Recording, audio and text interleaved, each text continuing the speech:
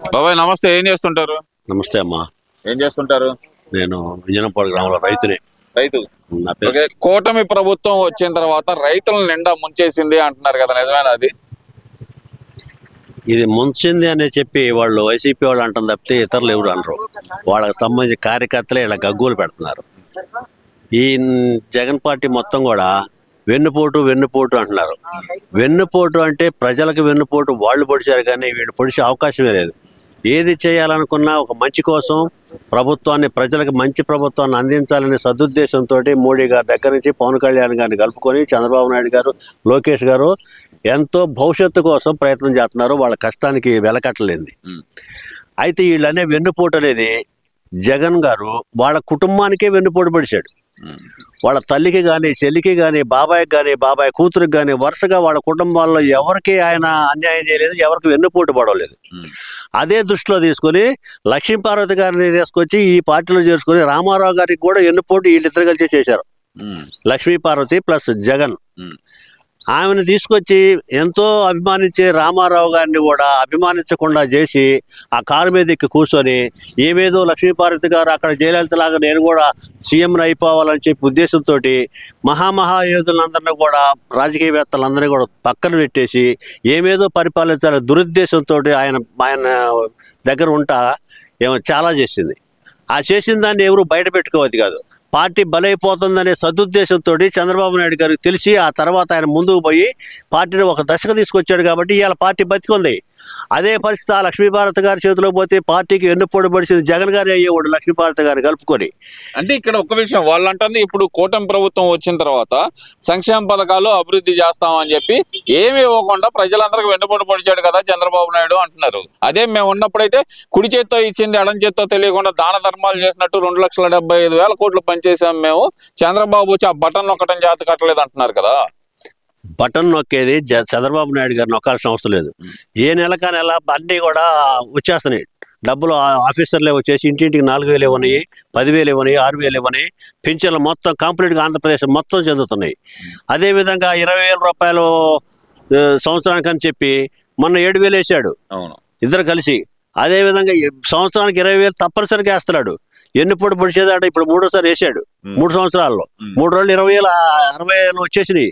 ఇక 2 సంవత్సరాల 220,000 40,000 ఎలా చేస్తాడు? దశలుగా వేసేది తప్ప ఈ పెట్టుబడి పెట్టేది మనం ఎలా పెడతాం పొలానికి కానీ ఇంటికి కానీ, అదే విధంగా ఆయన కూడా చూసుకుంటూ వస్తాడు. ఒక కుటుంబంలాగా చూస్తున్నాడు. కానీ ప్రభుత్వాన్ని ఆయన ఎట్టి పరిస్థితుల్లో కూడా స్వార్థంతో పనిచేయట్లేదు. ఇప్పుడు మీరు కుటుంబంలో చూస్తున్నారు అంటున్నారు, ఇది మామూలుగా కాదు, ఇది జనాల్ని మోసం చేస్తున్నాడు చంద్రబాబు నాయుడు. ఇచ్చిన హామీలు ఏ ఒక్కటి నెరవేర్చట్లేదు. అలాగే చూస్తే రాష్ట్రంలో రెడ్ బుక్ రాజ్యాంగం పెరిగిపోయింది అంటున్నాడు కదా. మరి రెడ్ బుక్ అంటే అంత భయపడేవాడు నువ్వు తప్పులు చేయబట్టే కదా రెడ్ బుక్లు ఎక్కినాయి. అవన్నీ కూడా వాస్తవాలు. ఆ వాస్తవాలన్నింటినీ కూడా గమనిస్తున్నారు కదా ప్రజలు. ఆ ప్రజలు ఎవరైతే గమనిస్తున్నారో, ఎవరైతే తప్పు చేశారో వాళ్ళందరినీ కూడా చట్టం తన పని తను చేసుకుపోతుందని మీ నాన్నగారే చెప్పాడు. అదే విధంగా చట్టం తన పని చేసుకుపోయేటట్టే ప్రభుత్వం కూడా నడుచుకుంటూ పోతుంది. ఎక్కడ దాకా ఎందుకు తప్పు చేసిన వాళ్ళు ఎవరైనా సరే చంద్రబాబు నాయుడు గారు, పవన్ కళ్యాణ్ గారు, లోకేష్ గారు వదిలిపెట్టరు. ఎందుకు ఇంతకీ మా ఆడవాళ్ళని దూషించినందుకే కదా మా పార్టీలో ఉన్న కిరణ్ కుమార్ గారిని, ఇప్పుడు నాగరాజు గారు కూడా న్యాయమే చేశాడు. కానీ అది అన్యాయం, చంపడం అన్యాయమే, తప్పే. ఎవరైనా సరే కోర్టులోని శిక్షించడానికి తన చేతుల్లో తీసుకున్నాడనే ఉద్దేశంతో చంద్రబాబు నాయుడు గారు ఎమ్మటే డిబార్ చేసేసాడు నాగరాజు గారిని. అలాంటి వాళ్ళు ఎప్పుడైనా చేసి ఉన్నారా వాళ్ళ ప్రభుత్వంలో? ఇంకా ఎక్కువ మా జనాలకి మా రక్షణ కల్పించడం తప్పితే ఏ రోజు దాడులు దౌర్జన్యాలు మాకు ఎక్కడ తెలియదు. అయ్యో దాడులు అంటే ఎలా చేస్తారో కూడా మాకు తెలియదు అంటున్నారు కదా వాళ్ళు. దాడులు తెలియని ప్రభుత్వమే మీదైతే మీ వంశమే, మీ పుట్టుకే దాడులు పుట్టుక. రాజారెడ్డి కాడి నుంచి మీ రాజశేఖర రెడ్డి గారు ఒక రకంగాని, నీ తర్వాత నువ్వు రాజశేఖర రెడ్డి గారికే నేర్పబోయావు దాడులు చేయడం. ఎలాగో ఆయన ఒప్పుకోపోయినప్పటికీ నువ్వు ఏమంటే చేతిలో తీసుకున్నావు. అప్పుడు ఎలా కొమ్మక్కయ్యావో నీ ప్రవర్తన ఏందో అందరినీ చూశారు టీవీల్లో. మీ నాన్న చనిపోతే మీ నాన్న ముక్కలు అంటారు కూడా ముందు పోలా. నువ్వు అందరినీ కలుపుకొని ఎట్టా ప్రభుత్వం ఏర్పాటు చేయాలా, కాంగ్రెస్ గవర్నమెంట్లో వైఎస్ఆర్ పార్టీ పెట్టుకోవాలని చూసావు. వైఎస్ఆర్ పార్టీ పెట్టుకోవడం కారణం కేంద్ర గవర్నమెంట్ నేను వద్దదు కనుక పార్టీ నిలబెట్టావు. లేకపోతే కాంగ్రెస్లో ఉండేవాడు కదా. కాంగ్రెస్లో ఉంటే నేను నమ్మటానికి శక్యం లేక ఆయా సోనియా గాంధీ గారు నేను పక్క తిప్పింది. అందుకే నువ్వు పార్టీ నడుపులేవు. నీకు సంబంధించిన వాళ్ళందరూ ఆ కాంగ్రెస్ పార్టీలో వాళ్ళు యువతల పార్టీలో రాలేక బొత్స సత్యనారాయణ గారి వాళ్ళు మరి ఇంకెందరో పెద్ద పెద్ద ప్రముఖులందరూ కూడా నీ పార్టీలో చేరారు. పార్టీని బాగానే ఉద్ధరిస్తారని కూడా జనం భావించారు. 30 సంవత్సరాలు ఏళ్తాడు జగన్ అని నమ్మారు. నీ ప్రమాణం రోజు జైజేలు కొట్టారు. బాగానే చేస్తాడు కానీ రైతులు కూడా నమ్మారు. కానీ నీ ప్రవర్తన రోజు రోజుకి దినదినాభివృద్ధి చెందకుండా ఆ రోజుకి కీచక పర్వం లాగా మారింది. రావణాసుడి కంటే లంకను దహనం చేసే పరిస్థితి తీసుకొచ్చావు. అన్ని ఏ సంస్థలు కానీ వ్యవస్థలు మొత్తం తప్పుదారి పట్టించావు. నీ కులానికో నీ వాళ్లకో మతాన్ని వెనకేస్తానంటే తప్పితే కనీసం తిరుపతి వెంకటేశ్వర స్వామి కూడా నువ్వు న్యాయం చేయలేకపోయావు. దేవుడికే న్యాయం చేయలేవు, నువ్వు మనుషులకేం చేస్తావా? నీ కుటుంబానికి న్యాయం చేసుకోలేకపోయావు. ఇప్పటి వరకు కూడా ఇంకా ఏదో సాధించాలని చూస్తున్నావు. ఏం చేస్తావు చెప్పు? అంటే ఆయన అంటుంది ఏంటంటే 2029లో మరొకసారి గెలిపేయండి, ఈసారి నేను చనిపోతే నా ఫోటో మీ ఇంట్లో పెట్టుకునే విధంగా నా పరిపాలన ఉంటుంది అంటున్నాడు కదా. మరి నువ్వు సరిపోవద్దు స్వామి, నువ్వు ఇలా ఉంటేనే బాగుంటుంది అందరికి. ఎందుకంటే నేర్చుకుంటారు, నిన్ను గురించి జాగ్రత్త పడతారు. ఇది చేస్తే మంచిది కాదు, ఇది చేస్తే మంచి చెడులకి బేరీ చేయడానికి నీ ప్రవర్తన నీ పద్ధతులే ఒక ఆధారం. అందుకని నువ్వు బతికుండాలి, అందరం బాగుండాలి, అందరిలో నువ్వు బాగుపడతావని చెప్పి పవన్ కళ్యాణ్ గారు కానీ చంద్రబాబు నాయుడు గారు కోరుకుంటున్నారు. వాళ్ళని ఎప్పుడు చస్తారా అని నువ్వు కోరుకుంటున్నావు. వాళ్ళు చచ్చినంత మాత్రం భూమికి ఎవడో కూడా భారం కాడు. వాళ్ళు ఎవరికైతే ఆయుష్ ఉందో వాళ్ళందరూ బతుకుతున్నారు. నువ్వే అనవసరంగా చెడగొట్టున్నావు నీ జీవితాన్ని నువ్వే వెనుపోటు కొడుచుకుంటున్నావు. నీ పక్కన ఉండేవాళ్ళు నిన్నే వెనుపోటు పడుతున్నారు. నువ్వు ఎలాగైతే మంచిగా ఎవరినో కూడా చంద్రబాబు నాయుడు తిట్టిద్దామా, పవన్ కళ్యాణ్ గారు తిట్టిద్దామని చెప్పి నువ్వు పాకులాడుతున్నావు తప్ప ప్రజల్ని ఉద్ధరిద్దామని చెప్పి నీ మనసులో ఉద్దేశమే లేదని ప్రజలకు గ్రహించారు. అంటే ఇక్కడ ప్రధానంగా చూస్తే కనుక ఈ ఫోటోలు గొడవ ఏందంటారు.